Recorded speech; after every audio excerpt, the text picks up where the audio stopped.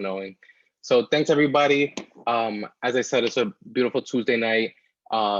This is the Hudson County Progressive Alliance's training and guide on how to run for county committee. We hope that by the end of tonight, everybody on this call will have some idea as to what county committee is and how you can affect it. Will know whether they themselves want to get involved in running or want to be sort of the support system for others to run. And generally, I'm sure people will come across different questions tonight. So anything that you might have on your mind, anything that you might want to know about what this process is like, or how we can help you, please keep those in mind and we'll take them before the end of the night.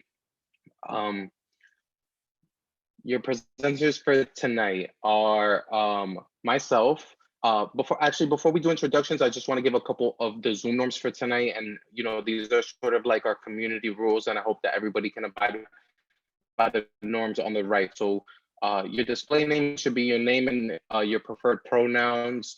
We're going to have a moderated stack. So somebody will be looking at the chat function. If you have a question, please write the word stack, S-T-A-C-K, into the chat function.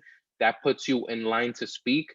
And as those stacks come up, somebody will be moderating the chat to take your questions.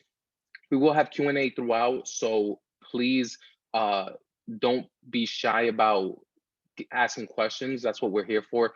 If you have questions, we're here to take them. And please have yourself on mute if you're not speaking. If you do, really want to ask a question, there's a raise your hand function. For everybody's purposes, we would like for everybody to be able to hear what's going on. So please keep yourself on mute if you're not speaking. And if you need any help, if something's going wrong and you just really have something you have to get off your chest, please, you can message Amy Torres, who will deal with your question immediately. So who are your moderators for tonight? I have the very distinct honor of opening the stage to Joel Brooks, who is a labor organizer and is currently the Ward B Jersey City candidate. Joel, if you want to say something about yourself. Sure, I'll be brief. My name is Joel Brooks. My pronouns are he, him. I live by McGinley Square, west side of Jersey City, and I'm running for city council this year as an independent progressive candidate. And I apologize, I have to leave earlier in the presentation because I'm double booked. I work with healthcare workers and we have something this evening. But I'm really excited to meet everyone, and shout out to fellow council candidates here, Frank and Kevin.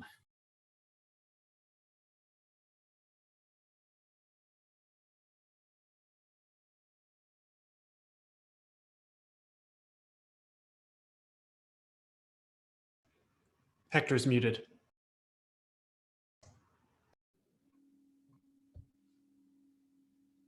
Sorry, I'm the worst at this. So my name is Hector Oseguera, sorry about that. And I organize with a bunch of different orgs in the Hudson County area. I'm based in Union City, so I'm out of the Jersey City area. And I think that it is very important for the progressive movement to have some North Hudson representation. And I am very happy that Amy and HCPA and NGO and all the other groups have welcomed me in here. I previously ran for Congress, and I have a little bit of experience dealing with the Hudson County machine. So I'm gonna, with that, turn it over to the people who are gonna take us into the second half of the night, Gary and Amy. So take it away, guys. I guess I'll take it from here. Name's Gary Spingarn, pronouns he, him.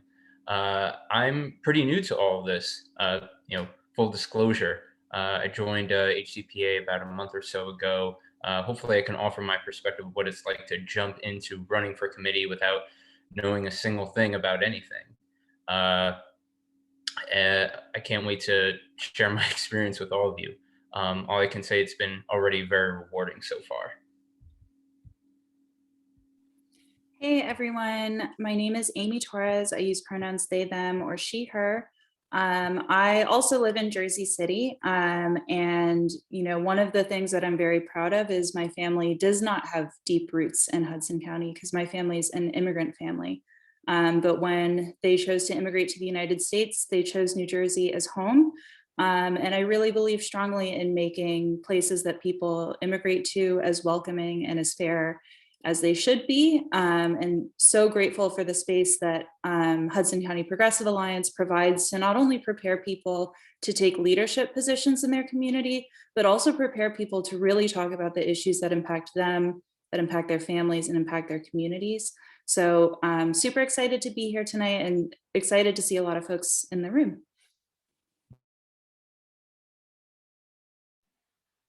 Word, thank you both. So I'm gonna, basically, we're gonna start with a little bit of the background of, what the county committee is and how we got here. And for that, I'm gonna turn it over to Joel to give us a little bit of the background of the HCDO and what we're doing here tonight. So go ahead, Joel.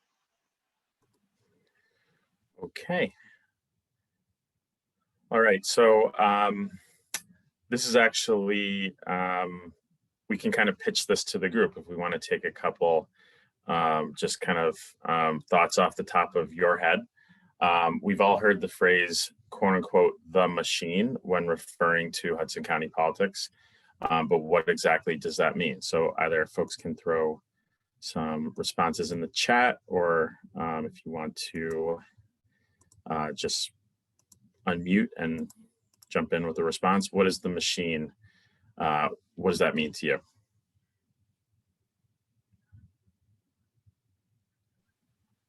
Don't y'all go at once? Come on, somebody, I know somebody here has some ideas about what the machine is. No new voices, lack of accountability, I see in the chat. Anybody else want to weigh in? The line, okay, yeah.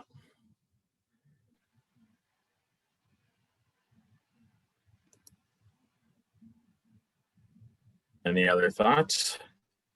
Oh, crazy amounts of development, but no housing for the people who live here. Very accurate. So Joel, I mean, what does the machine mean to you when somebody says that? What do you think about? Sure.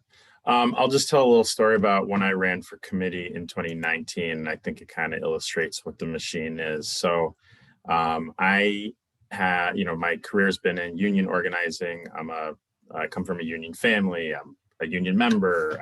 My whole professional life has been in the labor movement.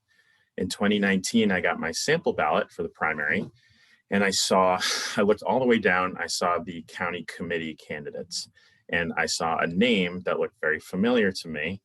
And so for each committee district, and we'll get a little bit more into the details on this, in each committee district, there is a male and female candidate.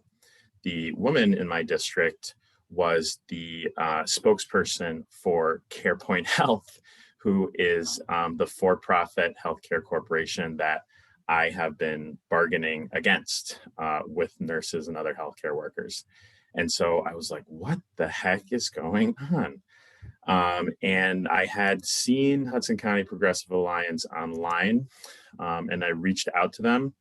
And Amy Titterington, who was one of the founders of the group, she said, hey, all you have to do, get a list of voters from the county clerk, and you can run as a write-in. And I did. And I did not win, but I knocked on my neighbors' doors. I knocked on 400 doors over 4 days. And I'm crazy, but it was a lot of fun meeting my neighbors. I lost by one mail-in ballot. After I lost, the ward leader reached out to me.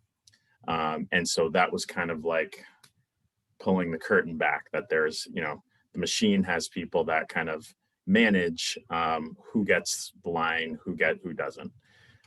But that was my introduction to the machine. Like I said, working in the labor movement, we support candidates that support unions. But some of those candidates kind of work together behind the scenes in a way that's not, not in the interests of the people. So that was my introduction to the machine, and I kind of got bit by the bug. And for that's part of why I'm running for city council this year. Word, and that's a great story. You know, it really reminds me so much of sort of my introduction to the machine. As some of you may know, I ran for Congress, and you come up against these people who basically have their heart set in stone that they already know who they're going to vote for, because what the machine means to me is a system where you don't have choices. You're told what to do, and you have to do what you're told. You don't get to push back. You don't get to say anything. You don't get to really have any input other than to play a role. So let's go a little bit. What does machine politics look like? You know, for those of you who have participated in the Jersey City Council meetings, I'm sure the number 7-2 means a whole lot to you. There are 2 independent council members at this point and 7 who are very loyal to the mayor. And so you see a lot of 7-2 votes in the council votes. We had actually the reverse happen at the last meeting, where a resolution passed with those 2 votes because everybody else abstained. I'm pretty sure that made Jersey, if not like country history. Phillips seeks to enhance his power in Jersey City's public schools. Some of you may know that one of the big voting blocks for the machine is the teachers. And so the teachers unions, all these teachers groups play a very big role in our county politics. Nick Sacco in North Bergen is historically known to take very strong control of the North Bergen Board of Education because of the huge votes that it brings to his machine. Sudan Thomas, people may remember the money in the coffee cups, showing how these people really rely on money and to get their power. And you know, we have these waste fees and recycling pickups. We could go through so many examples. I mean, it literally goes on for days and days and days and days and days of all the different stuff that the machine is doing. One of the I kind of wanted to pause on this one because you see that Amy DeGeese, who some of you may know is the chair of the Hudson County Democratic Organization, joined Phillips' ticket to run in the Jersey City Council. As somebody running in the council race, I kind of wanted to bring Joel into the conversation again. Maybe even Frank, if you have any comments to add about what exactly that means to the race and like what you think that means in the scope of machine politics. So Joel, if you want to chime in for a couple minutes, and you know, I did want to stop on this headline specifically because Amy DeGeese looms large in county politics, and for all of us running for county committee, certainly is a name that we should be familiar with at this point. So Joel, do you want to say anything on DeGeese joining the Phillips ticket? Hot potato, Hector. I mean, I just think it kind of shows the way the machine works, right? And that there is kind of like one entity that we think of as the machine, but there are factions. And I think Amy coming onto the mayor's council slate kind of shows that some of the factions seem to be coming together. It's just kind of funky, I guess is a good word, that the head of the party is running in the council elections. The council elections are nonpartisan. And so, you know, there's kind of some implications there. So those are my thoughts on Amy joining Team Phillip. You know, Frank, you got any you know, thoughts on Amy DeGeese jumping on the Phillip ticket? I don't know. I guess it's just politics as usual here in Hudson County. When you see instances like this, it just reinforce the I don't know, like the bully politics is all right. We're a democracy, right? Or so we would like to think we're a democracy, but in this democracy, everyone have a voice, but not in essence, everyone don't have a voice. You have a voice because you're vocal, but your voice is not taken into consideration. the voice of a select few is taken into consideration. So for me, it's just politics as usual. I'll tell you one thing, it is extremely puzzling to me that someone who had this type of organization that's supposed to be, a democratic organization, to join a ticket and not relinquish those powers is really concerning for me.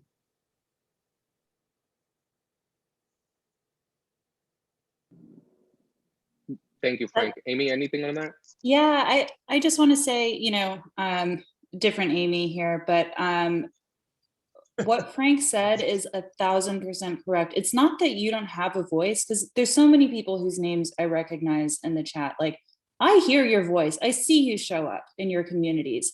But what happens when you have these extremely powerful people, the only thing that they have to lose is their power. So they're constantly forming alliances with each other. They're constantly fighting each other. Just a couple of years ago, Amy DeGees and Steve Fulop were total enemies. And now here they are as friends. Why? Because they work in service of their power, not in service of the people. So it doesn't matter how much you raise your voice. They're not listening to you because they're only interested in talking to each other. Absolutely, absolutely. Thank you for that, Amy. All right, so let's sort of start getting into the nitty gritty of all this. What is the party committee, and what are we asking you to really run for? So basically, in every election, you will see that you have a number of registered and affiliated voters for the Democratic Party. That's really what we're talking about. You're gonna serve. I'm assuming, I guess everybody who's gonna run here is gonna run for the Democratic County Committee, right? I guess it's just an assumption, but the point is that you're supposed to serve as a leader in your block, right? In your small precinct or district in some municipalities, and you're supposed to be the touch base for anybody who's got a problem going on your block, in your neighborhood, at a very, very hyper local level. We could talk about the history of county committee back in the days. Let's say the way this would work is, there would be somebody who essentially is supposed to look over their voting district. That Ms. Johnson up the street, she's a widow and she needs some money to get milk. That would be an issue that you would know about, and that you would be prepared to organize the people within your neighborhood to help out the people who have issues, whether it's getting somebody to school, watching out that the kids playing on the block don't get hit by a car, whatever that case may be. As time has progressed, this system has become much more insular and much harder to break into it in such a way that connection to the community has really been severed in a lot of different ways. But what we're here is to really make that process alive again, and make sure that there are people in their communities who are, in touch with who the people are, know what the needs are on such a local level. Some of you who call into the Jersey City council meetings, you may hear sometimes somebody will say, I'm a committee person for in ward this and that. That lets that council member of that ward know that you were elected by the people in that ward. You yourself are responsible for a certain number of votes. And so when you bring something to an elected official, in a perfect world, it wouldn't be this way. But as a matter of fact, it is that when you tell an elected that you're a committee person, they know that you have a certain number of people who have your back and whose backs you have.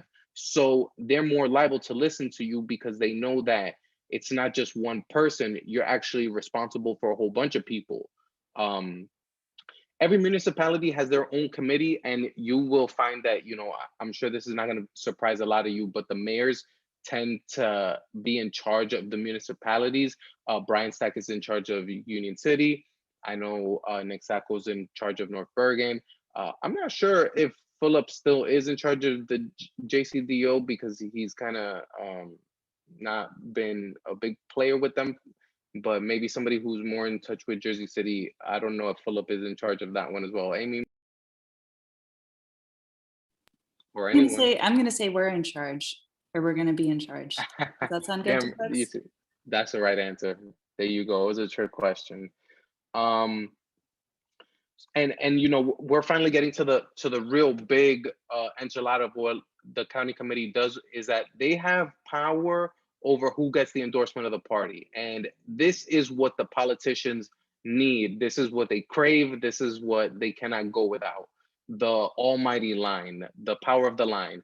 If you have the endorsement of the county committee, if you have the endorsement of the HCDO, in, you know, most elections, you have, basically in every election, to be honest, you're going to have a significant advantage because that HCDO line comes with built-in votes. We're here to sort of fight back against that system because it's essentially unjust and anti-democratic. That comes from ultimately fighting to abolish the line, and in the meantime, hoping to elect enough county committee members that we can force an open convention where at least it's not just Amy DeGeese in a smoky back room with her data and Craig Guy deciding who gets the line. You know, what do, you know, I kind of gave you this romanticized version of like what county committee members are supposed to do. You know, what are they really doing in Hudson County, right? They are the deputies of the bosses. If you are a committee person in North Bergen, and I use North Bergen again because to me that's like the most machiney part of North Hudson, you are an ambassador for Nick Sacco. That's what you're supposed to do. You're supposed to make people comment good things on Nick Sacco's Facebook. You're supposed to like all their stuff that they put out on social media. You're supposed to go to your neighbors and say,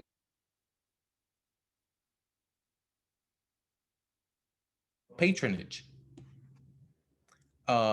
where essentially people don't, you know, people who should be in those positions are not getting those opportunities because these party bosses are feeding their patronage mill and are bringing in cronies. As we were just discussing, there are factions that exist, and this creates turf wars. Sacco and Stack have been in a long time turf war. DeGeese said Philip were at a long time war, and that has cooled recently. And everybody probably knows that Bob Menendez and Philip have been at a long time war. So this if anybody watches Game of Thrones and you enjoy that saga, you will love Hudson County politics because you will see a lot of familiar patterns, resulting in a very top-down system where, you know, the people really don't have a say. The party bosses dictate downwards, and they give to their deputies to go out and spread to the masses. It's not a grassroots system like we're creating here, where we're going to the people in the community and saying, you know, do you want to participate? Are you tapped into your community to an extent that you want to take a more active role in representing the people that you live with and live around? How does it work? You know, the committee people are basically made up of the registered affiliated voters in your district. I don't know if we have it on hand. I know I always dig it up from the email, but maybe we can put in the chat where people can find. It's essentially the New Jersey voter website where you can find where your district is, just so you know if you're going to run for county committee, you will want to know what your voting district is, and that's different from just the ward. You know, if I look around, no, I don't have my maps on me. I've saved you all the show of my maps, but I have a ton of maps. Great, thank you, Amy. You should essentially know basically if you're going to run for county committee where you're at, and it's going to be small. It's usually your block and the 2 or 3 blocks surrounding yours, so it's not going to be a huge area.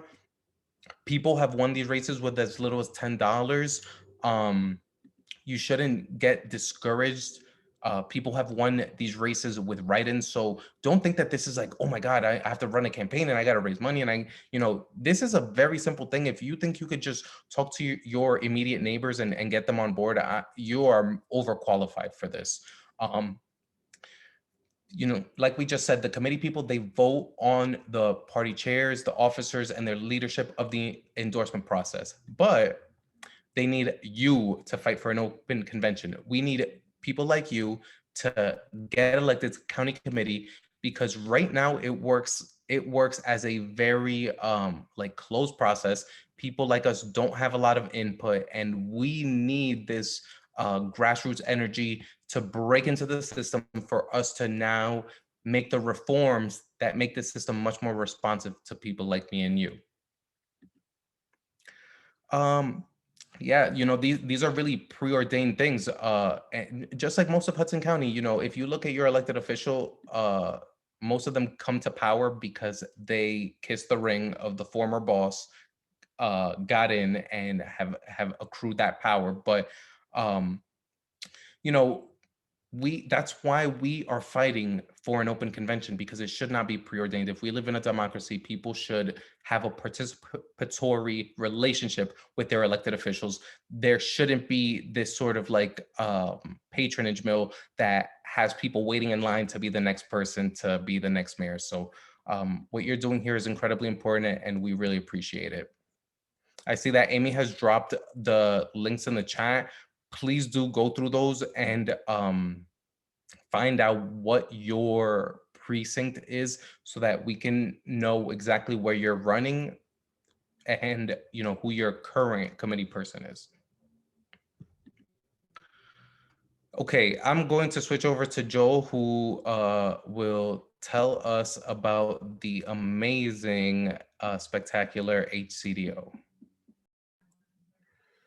Okay. So what the HCDO is basically the Democratic Party for the entire county.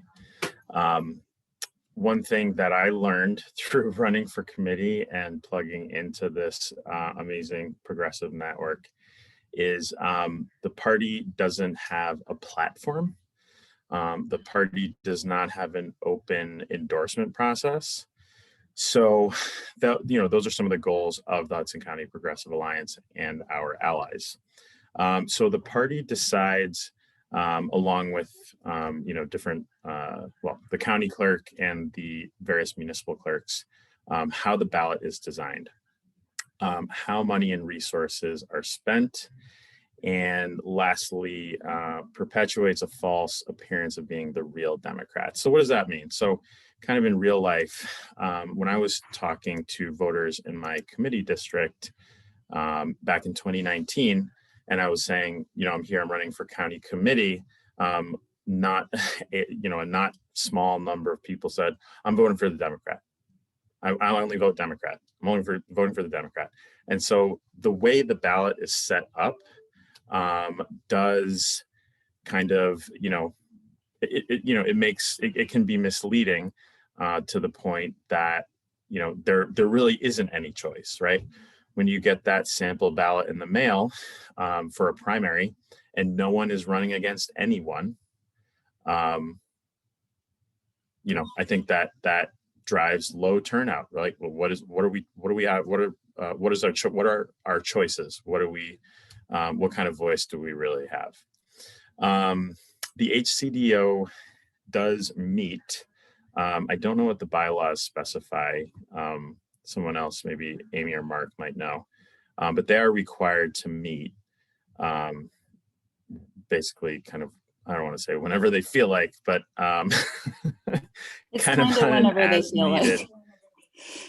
like. Okay. So yeah. So wow. So in 2 years. Yeah.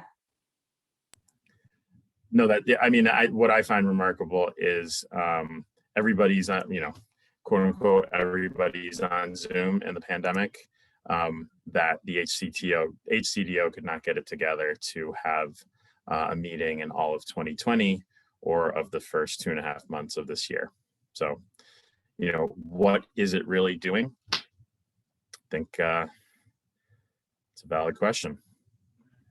Right. And so everybody, I assume probably everybody here has voted at some point in time, but it's good to highlight two things. That last line about the real Democrats going hand in hand with the line. you'll see this is in the 4th district. So Christine Conforti was the progressive in that. You could see how there's 2 lines of division between Christine Schmidt and Stephanie Schmidt and Christine Conforti. What this does is that it creates this false impression that that first line that you see with Joe Biden at the top, that they are the quote unquote real Democrats and that everybody else is sort of like pretending or something else, which is like, I know this for a fact that that's what they rely on, is that perception of being the real Democrats. That's why we think of the line as such a terrible thing and why we're trying to get rid of it. So, you know, who are we? You know, the Hudson County Progressive Alliance is basically us, the people in the community, all of us working together for small d democracy, you know, like literally going to the person next door and checking in on them and seeing how they're doing, going to the person after that and, you know, asking how their family's doing, you know, being that member of the community that can tap in, that can touch base with everybody, that has a deep-seated connection to what's going on, because that's the only way that you're going to be able to really meet the needs of the people, is if you know what's going on in their lives. As we build that, you know, we're working towards these certain goals. Obviously, we would like to put people on county committee. Fighting for an open endorsement system where the county committee people get to vote on who gets a primary endorsement. Right now in the primary, it's literally just Amy DeGise and whoever she would like. And they choose who gets the line. And that, for, you know, I don't know if we should get into the whole thing going on in Bayonne, but like, this is not a democratic system. You know, if for those of you, because Hudson County politics is like an encyclopedia, you know, look up what's going on in Bayonne, where the mayor is invoking the Hudson County rule and is kicking the incumbent assembly person off the line and has chosen some random crony to be the next assembly person. And because the mayor is going to make sure that that person gets the line, they're going to be the next assembly person. And Amy DeGise obviously has to sign off on that because she's the one who controls the line, not the mayor of Bayonne. So this is, again, the Game of Thrones aspect of it. I could go on for days and days and days. Can I jump in just on the money and resources piece, Hector? Yeah, please do. Yeah, I mean, so, and to speak to that point, so if anyone lives in the 31st legislative district, I do. So my state senator is Sandra Cunningham, and my current assembly members are Angela McKnight and Nick Chevroletti. You know, what does it mean to get kicked off the line, right? So it's March 16th. Someone running for assembly. So if Nick wanted to run off the line, he would have to raise hundreds of thousands of dollars to mount a campaign to beat the people on the line.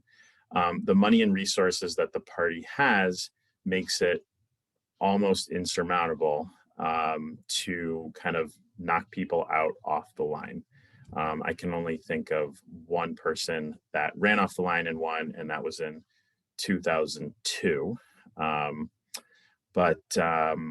Yeah, so I mean, the money is the mailings. The money is the canvassers that go out on your behalf, and the resources are the access to the voter file. The Democratic Party maintains the voter file, and the county chairs control who has access to that voter file. So these are some of kind of the behind the scenes ways that they maintain control. So, you know, back to Nick Chevroletti. Again, if anyone wanted to jump in and run, just a regular person like one of us, they would have to have the wherewithal to get access to the voter file and raise, you know, 6 figures pretty quickly. And that is, you know, that would be very, very difficult. I dare say impossible. And, you know, that's why it's done so rarely. You know, and finally, that's why, you know, our ultimate goal is to end the line, right? People should run for an office and all the people seeking that office should be grouped together. There shouldn't be this thing where somebody like Joe Biden gives downstream votes to somebody like Anthony Romano or Anthony Veneri or any of these other freeholders, you know, who benefit from the association to people much more popular than them up the ticket. This is, again, an anti-democratic system. It plays tricks on the voters and ultimately is something that we would like to not exist. So, you know, why should you run with HCPA, right? Why not turn around and go to Amy DeGise and ask her to run on the ACDO line and be a part of the machine, right? Well, ultimately, you don't want to do that because number one, they suck and they're never going to talk to you. You know, they have their cronies. They want those cronies to be there. And if you try to break into the system, they don't want and they don't need people that they look at as intruders, you know, into their system. You know, the members of the community, the people of Hudson County who've been born and raised here, to them, we are the outsiders. And, you know, a favorite comedian of mine, Carlin, once said, you know, it's a big club and you're not in it. And, you know, that's how I think of what they behave like. So, you know, we want you to run with us because we're going to nurture you. We're going to give you, you're not going to be out there on your own. It's not going to be just you against the machine. We're going to give you resources. We're going to give you things like this, trainings to let you know how to get to the goal that you're trying to get to, how many people you're going to want to get on your petition. We might look at your petition and tell you, you know, this person wrote JC instead of Jersey City. Maybe you should have them redo it. You know, we're going to really be there to give you that information that you're going to need to make you a successful candidate, give you a community to build with so that you know that you're not out there on your own. We're going to basically give you access to a network of all the progressives that we know in Hudson County who are going through the same thing that you're going through, who have the same goals that you have, and who really, really do want to make change in Hudson County, and who have become, in a lot of ways, sort of disgusted with what they see. We ultimately are asking you to make a commitment to reform what you see as politics as usual in Hudson County. We're all here today because, you know, something we saw about the way things run currently rubbed us the wrong way enough that we're here tonight trying to find ways to change that system. I hope that every single one of you on this call, you know, you look in the mirror and you see that change, you know, because you are the future of Hudson County. You are the energy and the spirit that we need to reform the ACDO, to ultimately break that system that, you know, silences and oppresses and ignores all of us. And thank you all for being here. I think this is great. We're basically about to transition very shortly into section 2. So I just wanted, before we move on, I guess I wanted to ask about the chat, if we have questions in the chat, or if anybody would like to pose any questions about what you've seen thus far that, you know, maybe we haven't addressed yet. I see a question from Latreyer in the chat. Do you want to come off mute and ask your question? Hi, good evening. Yes. Hi. I am definitely interested in running for a committee member. And Hector, like you said, it's because we've all seen things that we didn't or don't like, and we feel that we can affect the change or be the change. But, you know, I asked the question as well when we talk about the machine, when is the machine not in effect? You know, we always use the term, you know, this is all about politics. And we use politics, you know, not in terms of the process of voting, whether it's, you know, bipartisan or anything else like that, but politics, and we use it as a negative term, meaning that there is something corrupt, underhanded, you know, not good that's going on when we say it's politics as usual. And so, you know, I would love to hear or see an instance where the machine is not in effect, or where the people beat the machine, and it's you know, and it's working. The process is working the way that it should. So I just asked it. Maybe it's rhetorical. I don't know, but I just needed to, put that No, out I there. think that's a great It's question. absolutely not rhetorical. Sorry, my internet. Go for it, Hector. Okay, no, I wanted to tell you it's not a rhetorical question whatsoever. And you know what the living proof of that is that I think we have maybe 3 or 4 current county committee, I think 5 if I count correctly, people who are current county committee members in Hudson County today. I don't know if any of you wants to speak. We have Mark, Ryan, Kevin, Ayla, if any of you wants to unmute and talk about it, because look, they're living proof. They've gone up against the machine and they won. We just like Gary said, we just got a resolution in Jersey City that passed with 2 votes in history. Nothing has passed with that few votes, but it passed to endorse getting rid of the line. So yeah, the machine, it's in effect. It is in effect, but that doesn't mean we shouldn't fight it, right? Just because I forget who it was that said it. We don't do this because it's easy. We do it because it's hard, right? This is not going to be something that we accomplish overnight, but that the living proof that it's possible is that it's been done before. We have county committee members on this call who are committed to giving you the tools and the information that got them to be successful, and that is going to be successful for all of us. Yeah, there's definitely a way answer out your of question? this, and it's happened in New Jersey in the past. There are counties that have had successful takeovers that then are able to control the bylaws, which is how the party governs itself. And that's the vision that we have for county committee also, is that, if I invite you to play a game and I explain the rules to you, but then I play by a totally different set of rules, like, you don't want to play the game anymore, right? And so our hope is that by getting enough people in the door, we have a say in what the rules are, that people are being accountable to them, and that we're returning power to the everyday people. When there aren't elections, the machine is still happening, because the people who depend on that endorsement, they're going to pledge loyalty in their vote. So when their hidden political boss tells them, you better not vote on this, they're not going to. So it does happen every day. But change and the fight happens every day too. So I know we had to. Yeah, and with that, Yes. Go ahead. I know Joel had to leave, but are there other questions? Yeah. Or we could transition to the next part?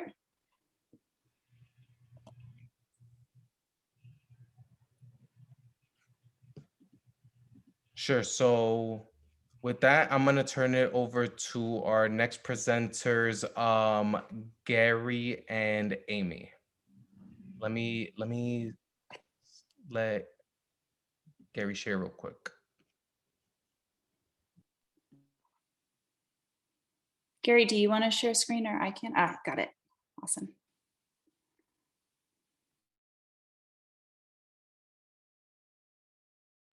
Is it working? Are we good? Perfect. We're okay? Awesome. All right. So on to section 2. I just want to say that speech from Hector really got me riled up and re-inspired again. I hope it inspired a lot of you. So that begs the question, how do we do this thing? So first and foremost, identifying the ward and district.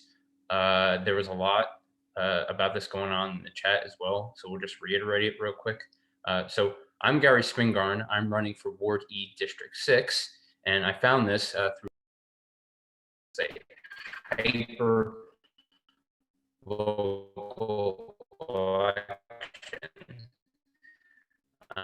We have the resources readily available for you to identify where you're going to be. We touched upon this a little bit as well, gender, what's going on with the ticket and the old law that's been in effect for a long while. Amy, do you want to take on this one? Sure. Sorry, I got kicked off for just a second. So I think when we talk about what the current rules are and what the hope for change is sorry, I'm just having trouble seeing the screen, but I'll pull it up on my end. Right now, the way that the rules are written say that there only can be one male representative and one female representative. But there were two series of lawsuits that happened, one in 1996 and one just last year, which eliminated that and basically said, you know, it's unconstitutional to limit genders, and it's discriminatory against people who are non-binary or people who are trans, whose gender may not match what their voter documents say. So we know that if two people ran and they're the same gender, that they would be able to run. And if the county gives us a hard time about it, HCPA is willing to make a huge stink about it and will fight on your behalf.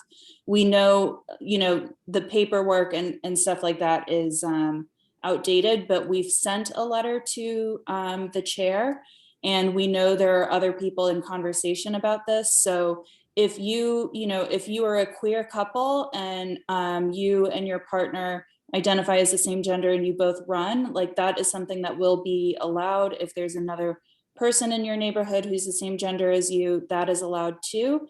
But we want to remind you is like the purpose of lifting this cap on the binary gender is we really want to make sure that we put more people in power who've not traditionally held power. So making sure that we have, you know, more opportunities for women to take leadership positions, more opportunities for people of, you know, other marginalized genders or identities.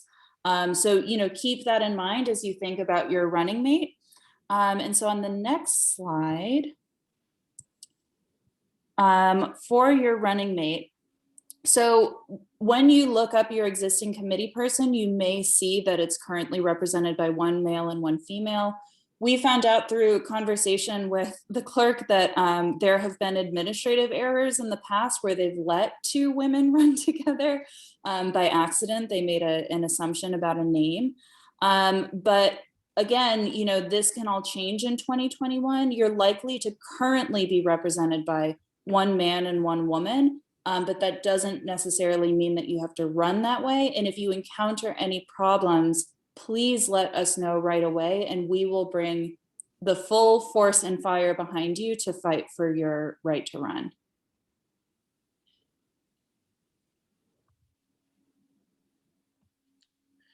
Thanks so much for that, Amy.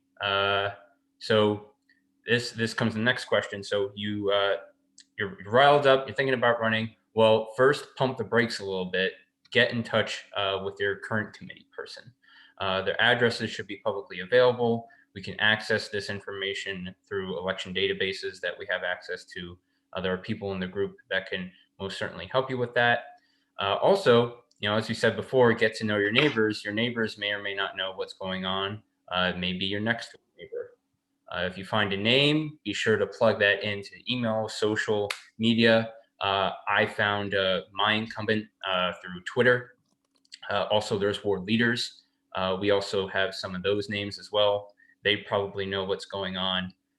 You know, I found, like I said, I found mine coming through Twitter, and then I pretty much found out what they were all about right then and there. So it may be easier in other districts and for others, but we definitely have the resources to help you if you reach out. So let's say you find your incumbent, perhaps you have a chat, they're all about the line, or they're just supporting bad policy, they're not engaged with the neighborhood.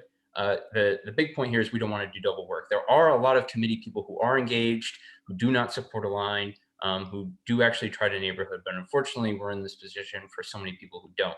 And if you encounter that and you decide you want to run, next step is the ballot petitions. So in order to get on this ballot, to get into this election, you need a bunch of signatures. The ballot documents themselves are a little different for each municipality. We have the files readily available on our website for download. we suggest that you aim for around 15 signatures, even though the threshold may be a little bit lower than that. Why? Sometimes people may be confused about the registration, or they may move. Things may get messed up in the process. So it's always good to aim a little higher so you don't get booted off the ballot. These people, of course, must live in your district. They're usually within arm's reach in your city block, must be registered Democrats if you're running for a Democratic committee. Due date, the deadline will be April 5th before 4 o'clock, which is office hours for a city clerk. And they must be notarized, which can be a bit of a pain. However, there are a bunch of ways you can get this done. If you have an account with one of the bigger banks, say Bank of America, Wells Fargo, Chase, even doesn't have to be one of those premier accounts, any account at all. Usually they'll have some subsidized fees for the notarization. Also, certain mailing offices like UPS and FedEx can do it as well. Also, if you have a local real estate office, they usually have notaries on site as well. So a quick Google search should be able to get you to where you need to go. There is a process for digital petitions, but is a bit of a lengthy process that I won't go into too much here. We can certainly discuss more with the group offline about that. Essentially, it boils down to constantly scanning and sending forms. Every digital signature will unfortunately require its own form. So it is a bit of a pain to do this digitally, but it is possible. If you're looking to go that route, feel free to engage the group afterwards so we can explain more. So running off the line is something unfortunately I'm going to have to do, but I think Amy, do you want to take this one? Yeah, so look, I know we talked a little bit at the top about like what exactly this means, but when we're talking about why these seats are so important, I want us to also think about why, you know, if the county committee really wields all this power, why do we never see it, right? And I think someone asked a question earlier about like, when is it not in effect? Or like, where are points where it's not happening? And that's exactly the problem, right? Is that it's always operating in maintenance of its own power. And that manifests in a few different ways because we know that primary elections always have really low voter turnout, just always. And by putting the committee races into primary elections during odd years, just as a note, New Jersey is one of only 2 states that does its state elections for like governor and the legislature during odd years. So they're betting on it being super low turnout. They know, you know, if you did it during a presidential election, more people are going to vote. More people voting means more opportunities for, you know, challengers to come in. So they put it at the lowest of the low so that no one notices what's going on. Now, normally you would get bracketed with someone above you. So we have the design of the ballot from 2020's election. And, you know, as Hector said, this sort of just by name recognition alone makes it seem like some people are more legitimate or like they have their stuff together more than other people. For county committee, you know, it's very unlikely if you're on this call that you're going to get approached by the party to bracket with other people. For the primary, it's only going to be state races. So New Jersey State Assembly, New Jersey State Senate, and Governor Murphy, but none of those people have significant challengers right now, which means there's no incentive for people to turn up at the primary, right? So if Governor Murphy doesn't have a challenger, no one's going to show up to support Governor Murphy because they assume he's just going to win the primary anyway. So that actually is a really good opportunity for us because it means that you are driving every single person that goes out to the primary. If they have no outside incentive to show up, that gives you a huge opportunity to bring people to the polls and, you know, literally or figuratively drive them out, right, on primary election day. So I think on the next slide, if you're running against an incumbent, you're probably not going to get the slogan. it's a disadvantage. But again, this year it kind of doesn't matter. And again, people are only going to show up if you tell them to. People don't just waltz into poll sites randomly, right? They go because they want to. So we want to make sure that you want to. There are incumbents who are going to get the endorsement of the HCDO, and what we're asking is, will you commit to change, or will you fight for change? I think a lot of the folks who are already on it and are part of HCPA are willing to engage in that fight. And if they're not willing to fight for change, run against them, right?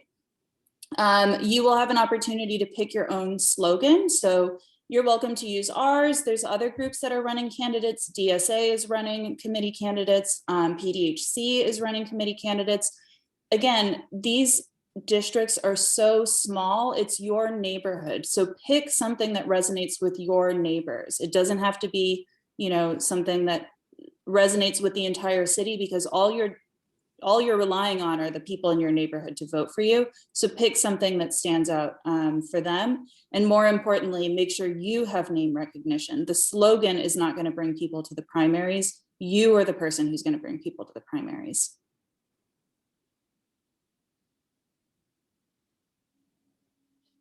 Good stuff. All right, thanks for that, Amy. To kind of piggyback off of that, so getting to know your voters, right? Again, the voters are going to be registered Democrats. They must be registered to an address that is within the district, and they're probably going to be people you already know, friends, acquaintances, neighbors, people around the block. Can someone you know who may be not registered or registered as an independent register right now as Democrat to vote for you? Absolutely, absolutely. And they can do it online. It's a streamlined process now. I believe the link is right here, but I think someone could put it in the chat as well.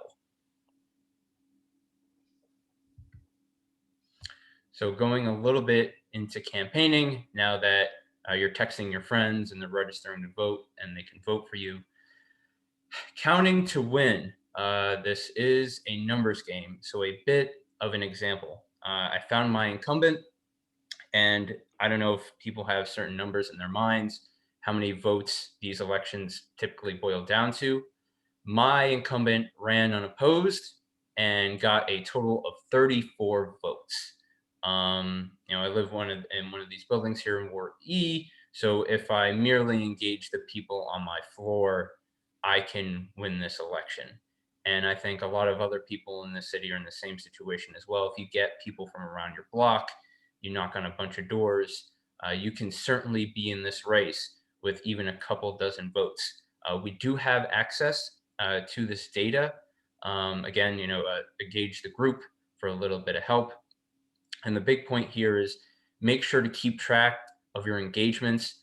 Think about who's likely to vote for you, who is definitely going to vote for you, and try and be a little bit conservative with it. Like we said, these votes are low turnout.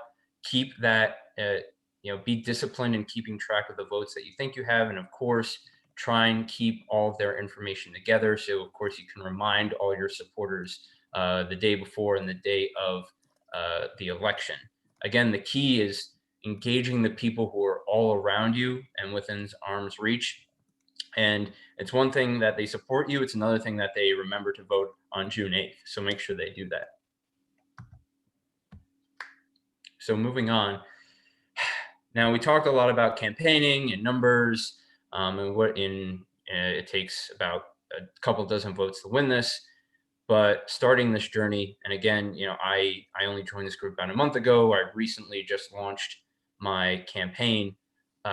This all starts with you, your message. So before you do anything, it's important to start introspectively and think about, why are you doing this? What are the issues that you're most passionate about? What has affected you in local policy? Because odds are these are going to be things that have affected all your friends and neighbors as well. What things, big or small, do you want to see in your community? Take a second to think back and say, why am I running? I'll give a quick example for myself. Why am I running? I don't know what it was, but I started getting bits and pieces of local politics, probably all the goings on with the 2016 election. And the more I dug, the more connected I got to it. And I found all sorts of corruption and purely bad policy. And Mayor Fulop and his administration were constantly championed as champions of the people. But the more I dug, the more I found I hated. So now I feel absolutely compelled to run. So looking introspectively, you I'd love figured to out all the hear. things that you're passionate about, or that irk you, that bother you, that you want to change. What's up? I'd love to hear others. Are there things that you're thinking about? And you're freezing a bit on me. Ooh. Uh-oh. I'll type in the chat. Okay. Sorry, I'm having internet issues. No, it's a good point. Yeah, we could stop if anyone wants to. Yeah. Yeah, if anyone wants to chime in, and if they got a little elevated perch of their own, I think that's a great idea. Absolutely, we can open the floor.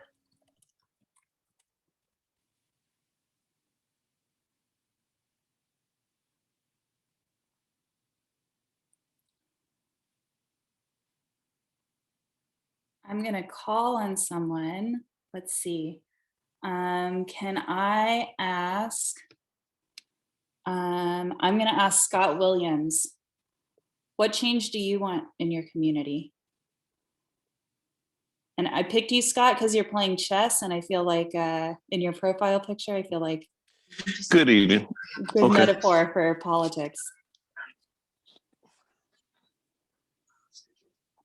Scott, what? It actually is. It is one platform. I'm sorry. Go ahead. No, don't mind me. I'm having a lag with my internet. Go for it. I mean, my family has lived on. Okay, my family has lived on Belmont Avenue in Ward F since I believe we bought the house in 1983. My family's lived here, so I've always been a Ward F resident.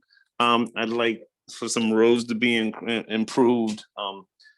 I'd like us to have a better presence within our community with the elderly, like doing a better job of taking care of the elderly. I've seen for a few days.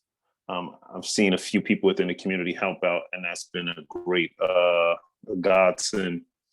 But it could be done a little bit better. Jen just looking in, like I said, on the elderly, maybe a welcome committee with new people on the block, those kind of things. We've also had questions about parking and safety. So streets, the normal plethora of things that you want fixed up. But those are but a few things that I'd like to have addressed. Can everybody hear me? Yeah, Yep, thank absolutely. you for sharing. Thanks. Okay, sure. You're welcome. Does anyone else want to share? What are some things that you want to see change for in your community? I appreciate Scott for letting me call on him. Should I call on someone else? Let's see, Mamta Singh. Yeah, just pick me out of the class. It's the profile picture. You got me. Sorry. Can you hear me, Amy? Yes. Okay, good evening, everyone. My name is Mamta Singh. I have been living in Ward E for over 13 years now in downtown Jersey City. I've been very active in my area. I run JC Families, which is a not-for-profit organization for families to find resources on the website, and also we do free events in public parks where families can connect. I want to run this year because although I have to say Ward E, we do not have a lot of other issues which you guys might face in other areas, but there are a few things because I walk a lot. I feel that the streets has a lot of garbage, and when they come to pick it up, they end up making a mess. Also, there are not enough trash cans, and when it starts raining, there are potholes, which I've been complaining for time to time. So yeah, there are a few issues which I'm struggling with, and I think if I can do something about it, why not? Thank you. I love these. Does anyone else want to share things that they want to see change for in their community? Thank you, Mamta, for letting me call you out. Sure, maybe anytime. I see Lorraine has a really cool Yeah, thanks wolf for that. picture. Lorraine, do you want to share? Or anyone else?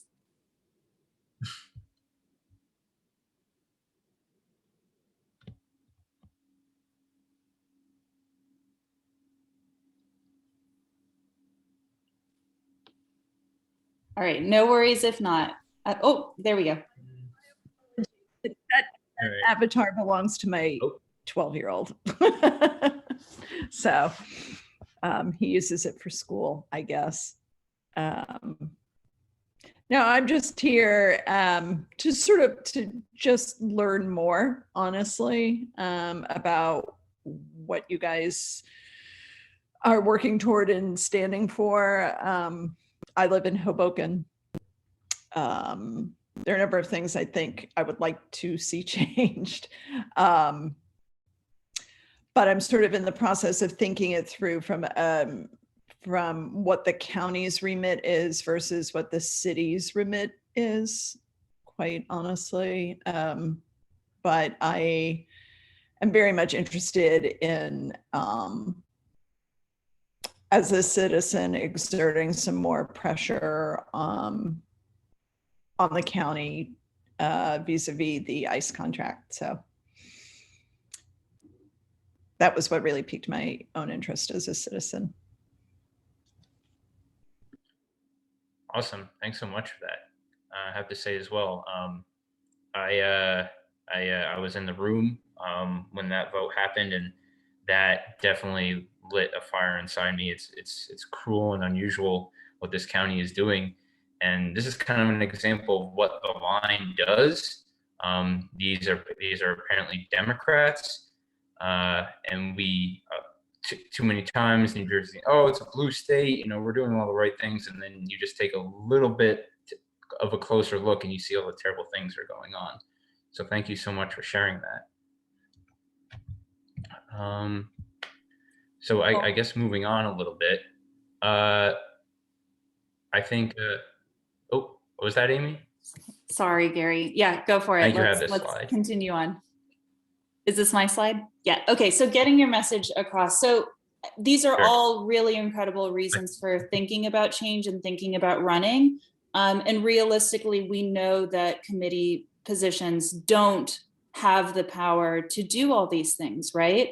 But they do have the power to turn people out to decision-making spaces and to engage everyday people in that decision-making process, so that if you have a bunch of neighbors in your building who are also concerned about street safety, that you can say, let's all get together and have a meeting with our council member or with our county commissioner and force them to go on record about the issue, right? It just allows you some more space to be doing things for your community and on behalf of your own block, letting people know about upcoming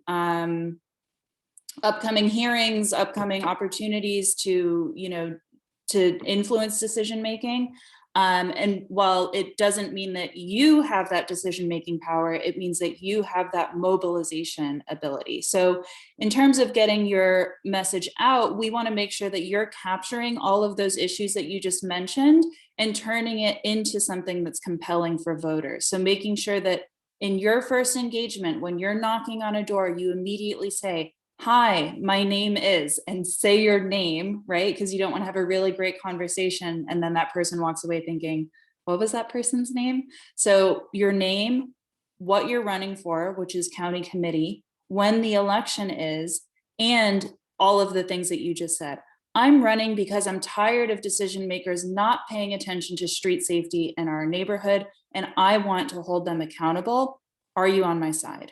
right? So list all the important stuff first, your name, you're running for committee, it's on this date, and I'm doing it because blah, blah, blah. And then, you know, engage them from there. You want to make sure that people have an opportunity to share back with you the things that they're noticing. If they're saying, yeah, there aren't enough, you know, garbage cans on my block, or there aren't enough benches in our neighborhood. There, you know, there's an unprotected bus stop in our neighborhood, and I have to take the bus every day to work, even when it's raining and snowing, right? These are things that people can share back with you so that you can then say, I'm sorry that keeps happening to you. I hear this conversation from other voters. I want us to make change together. That's why I'm asking you to vote for me on June 8th. Okay, so that doesn't mean you're going to be the one constructing the bus stop, right? It doesn't mean you're going to be the one helping get the new garbage cans, but it means you're going to be the one that's serving as like the microphone for the people's message. And we want to just make people have a realistic expectation about that.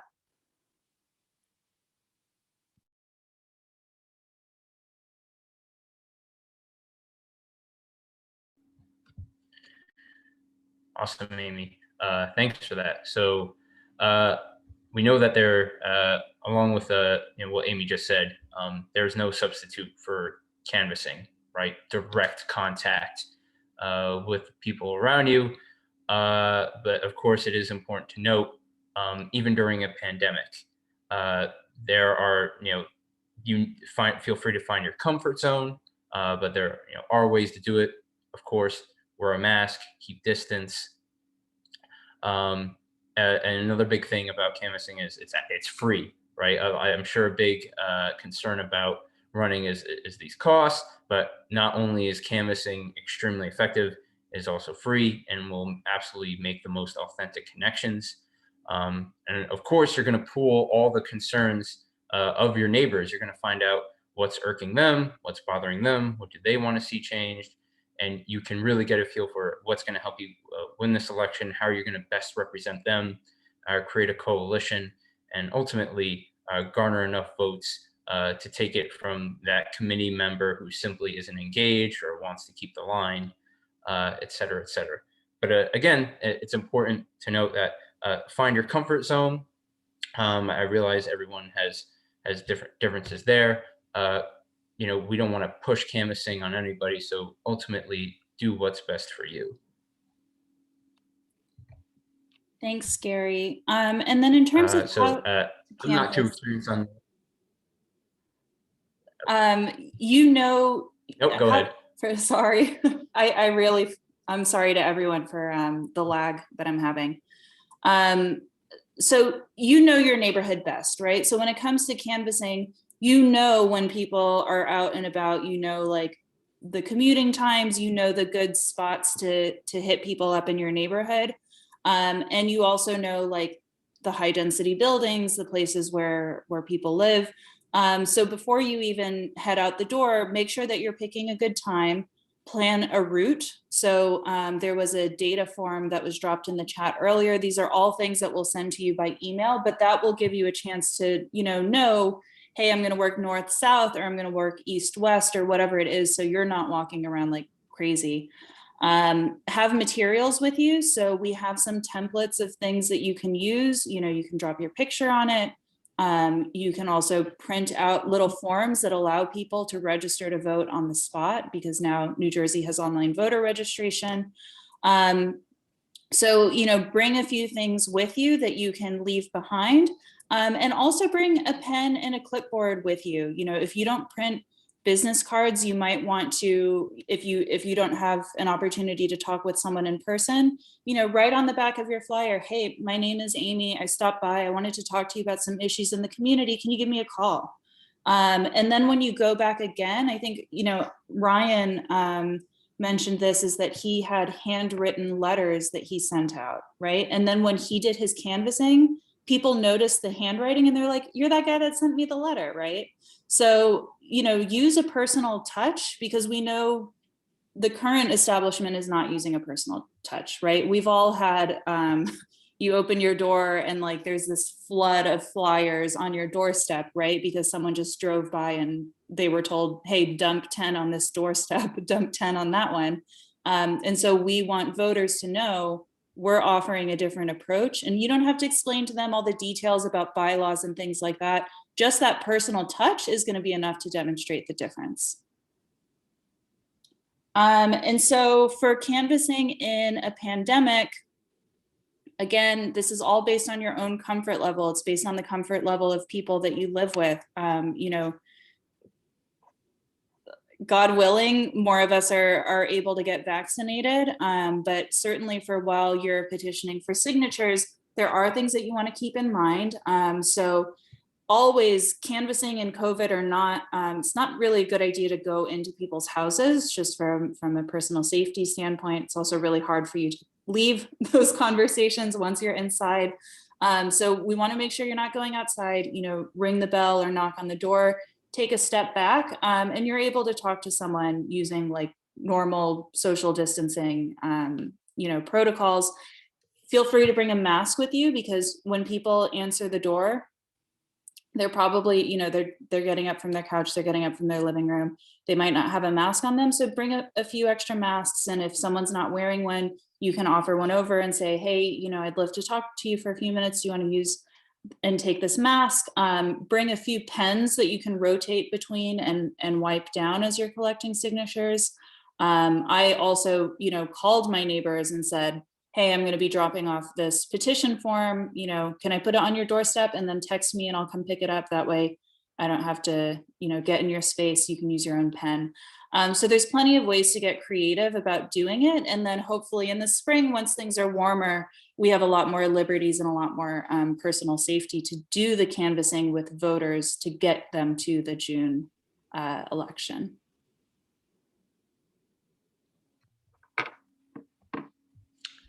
Thanks for that, Amy. As Amy mentioned, other ways to reach voters, right?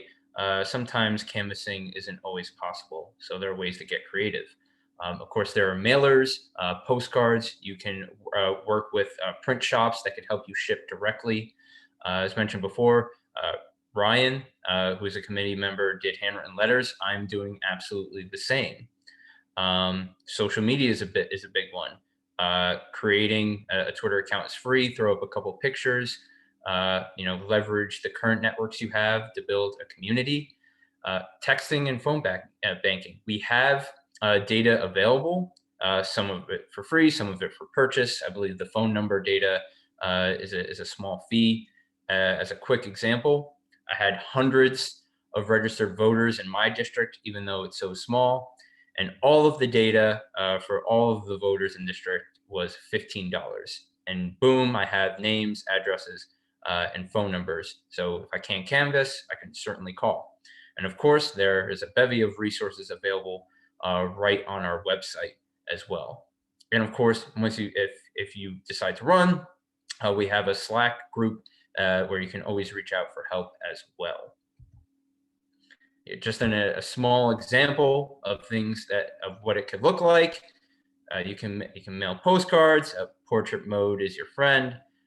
Need not a graphic designer. I'm not a graphic designer. I have no skills in that end, but again, there are people here that can help you with that. We can help you with getting templates. But again, you could always go the handwritten letter route. I simply type something up, hand sign my name, attached an op-ed that included a breakdown of the line and sealed it up, and I'm sending it to all my neighbors.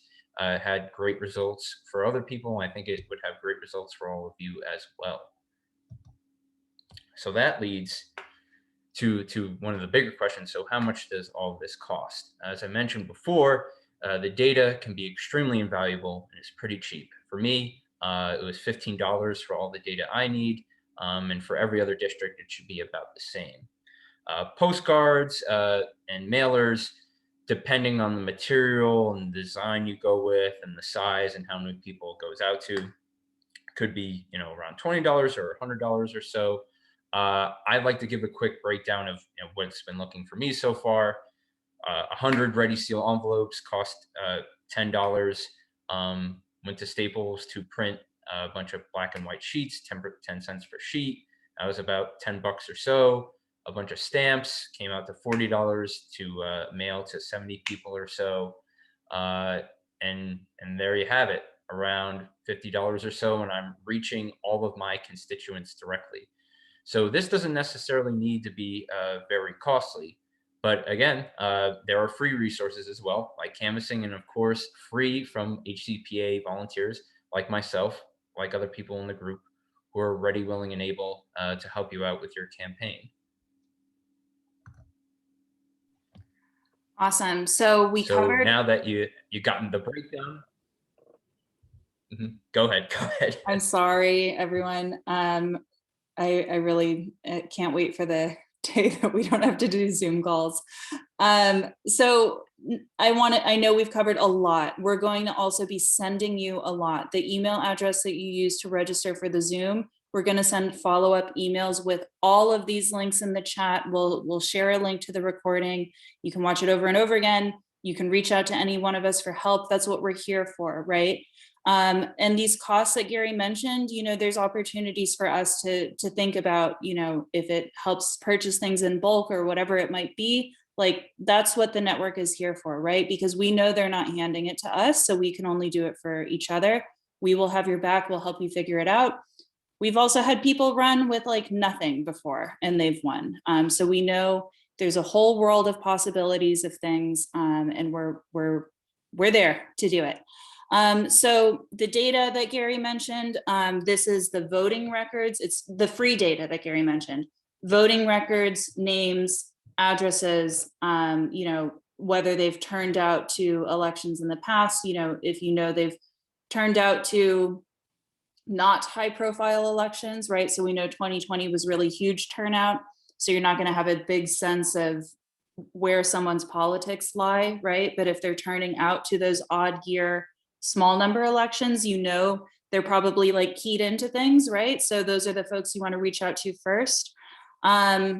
We can offer all of that information. It's a very long spreadsheet. You'll have birth dates, registration dates, all of that info there. If you need more than that, the phone numbers, the paid data that Gary mentioned, again, it's not a ton of money, and you can even cut it down. So maybe you say, I only want the voters who reliably turn out for super local elections. Those are the phone numbers that I want. Okay, like there's ways to work around it. We also have a network of other people who are running for committee, who are already on committee or are running for council, and can really give you a deep look into what neighborhoods look like. They can help you, introduce you to folks, just introduce you to other issues that might be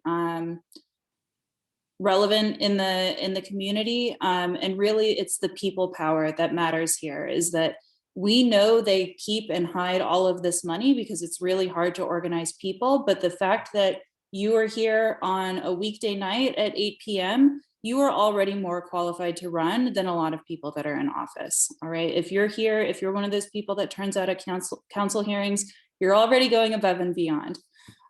So we want you to screenshot this next slide because it has some important information. I'm also going to issue a poll, which I completely forgot to do.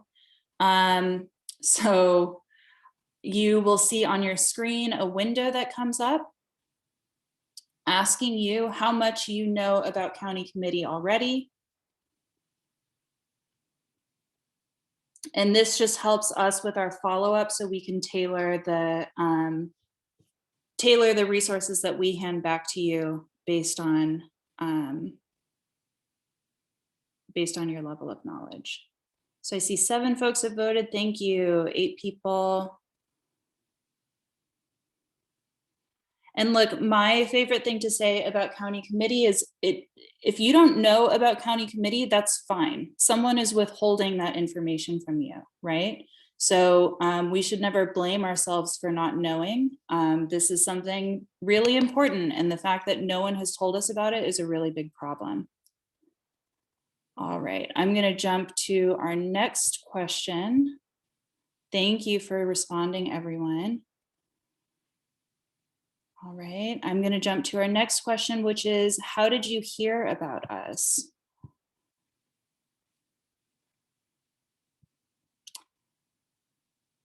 Oh, there it goes. So we want to make sure and share this message with more people. So if there are some platforms that are working really well, or if there are some community groups or websites that are working really well, we want to make sure and reach more folks.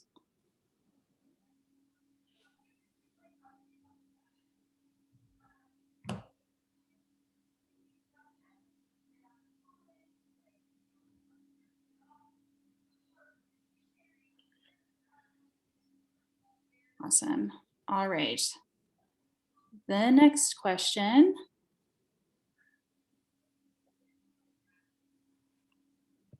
How do you feel about today's training?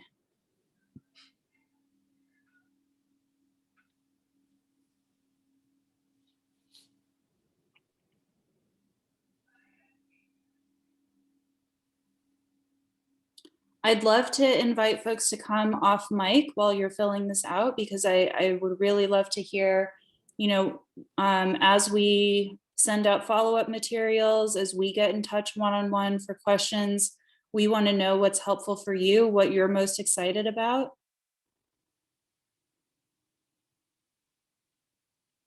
Does anyone want to share how they're feeling after today's training?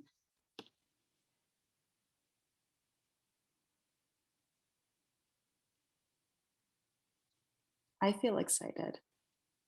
I don't know how others feel. How you doing? I think this is Scott again. I think Hey, it was a Scott. good stepping stone to get us, because I have no experience whatsoever into the committee, you know, running for committee. I would definitely like to make an impact in my community and in my ward. So if I can help in any way, shape, form, or fashion, and I'm looking for help in any way, shape, form, or fashion. So that's definitely, it was Absolutely. definitely a learning process. Definitely a positive. Yeah, and you know, the fact that this stuff isn't shared should be upsetting for all of us, because if something like this is outside of public view, then that means like the really big things are too. When we talk about housing, when we talk about jobs, when we talk about transportation, like if this is what they're hiding, like what else is being hidden from us? So we know it's a big process, but fortunately this is such an easy entry point. I'm going to drop my contact information in the chat, and any other folks from HCPA that want to do the same, you know, feel free to reach out, because I know this training is long and it's a lot of information. There's more information coming still, but we want to make sure that you feel supported. Okay. And so dropping my info there for anyone to use. Gary, I see, is doing the same. Do folks want to say more about their experience today, or outstanding questions that they have?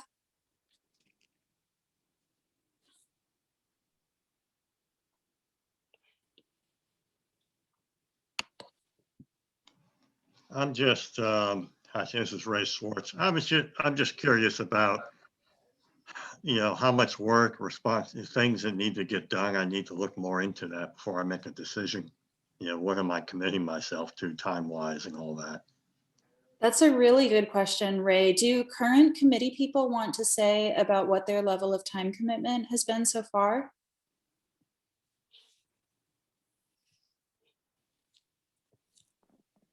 Yeah, this is Ryan Moser.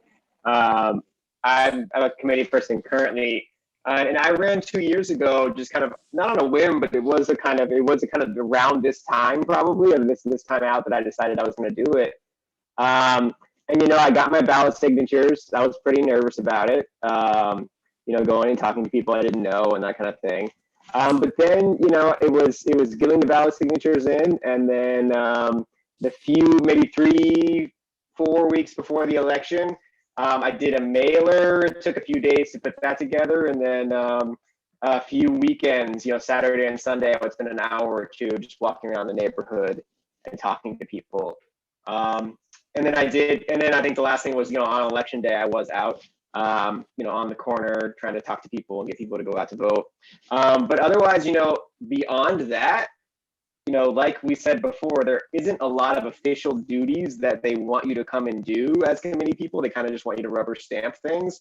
So it's like beyond that, once you get elected, it's what you make of it. Like, what do you want to do? Are you already talking to people in your community about things, right? That's part of the job. Are you already going to council meetings and commissioner meetings and talking to them? That's part of the job as well. Getting your voice out there. So, it can be a huge part of your life and part of your time, or it can be something that's in addition to work you're already doing. And I'll just add something briefly that, I mean, the fact that you're interested enough to attend a training like this means that you have already done more work than a lot of people currently on committee do. I've worked closely with this voter data, and a lot of committee people literally don't go to vote for themselves. I think people go around and they get petitions on their behalf. They were encouraged to run. Some of those people have been in those seats for 10 years and they do nothing to stay in the role. So if you are concerned about the time commitment, you can make as much of it as you're able to. You can, it's not a huge commitment, and anything that you're able to offer is likely more than the person in that seat is already doing.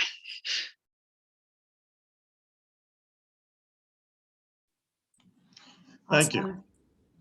But it seems like the work is, if you want to have impact, then that's where a lot of work comes in.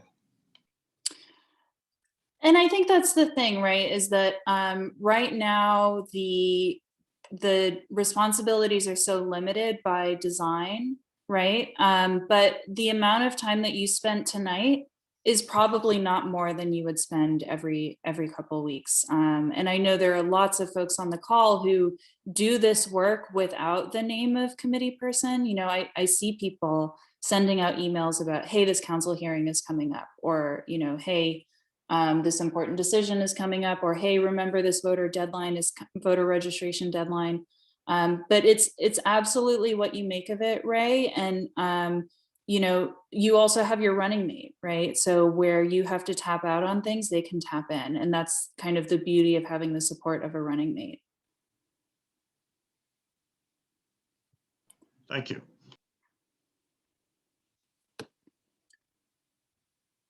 I'd love to hear from others. Otherwise, we can close this out. But feel free to get in touch. I want to super big time thank Hector and Gary for facilitating us tonight. I also want to give a shout out to Ryan and Kevin, who were the architects of this training. They spent hours putting things together. Lots of good folks on the call who contributed to this entirely volunteer effort and have really done a stellar job. Also Mark, who is our data master. I'm trying to see who else is still on. I just want to give shout outs to everyone. Everyone really has been great. And it's really nice seeing so many familiar names tonight. So thank you all for coming out. Have really been leaders in a lot of different ways. So appreciate you. Thanks, everyone.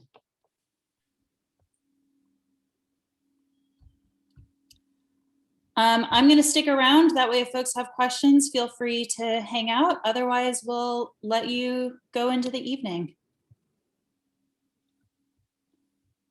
Thank you.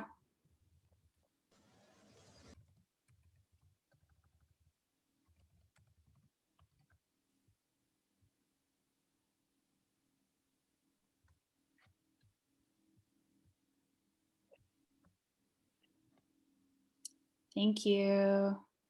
Thanks, Kristen, for coming.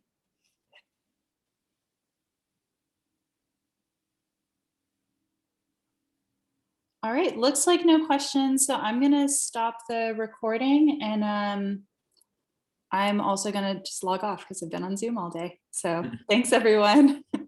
Talk soon.